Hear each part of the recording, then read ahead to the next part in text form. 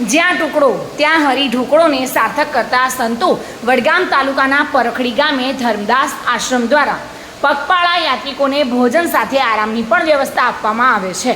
છેલ્લા 10 વર્ષથી આશ્રમમાં બાજરીના રોટલા, ખીચડી, કઢી તેમજ બટાકાનું શાક તેમજ ચા પાણીની વ્યવસ્થા આશ્રમના સંતો દ્વારા તેમજ ભક્ત મંડળ દ્વારા સુંદર વ્યવસ્થા કરવામાં આવે છે, જેમાં દૂરથી ચાલતા આવતા યાત્રિકો આશ્રમે આવીને પોતાનું ઘર ગણી અહીંયા ભોજન પ્રસાદ લેતા હોય છે।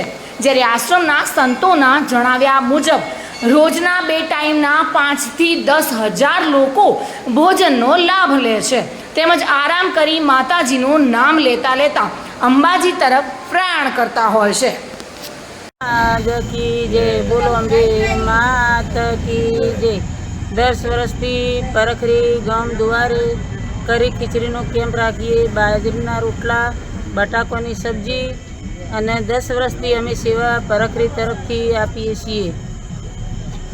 ગુરુ મહારાજની દયાથી, કૃપાથી એ બધું બનાવીએ છીએ અને ભક્તોને અમને સહકાર બહુ મળે છે, એના લીધે અમે બનાવીએ છીએ। મહેન્દ્ર ઓઝા સાથે bureau report, today Gujarati news.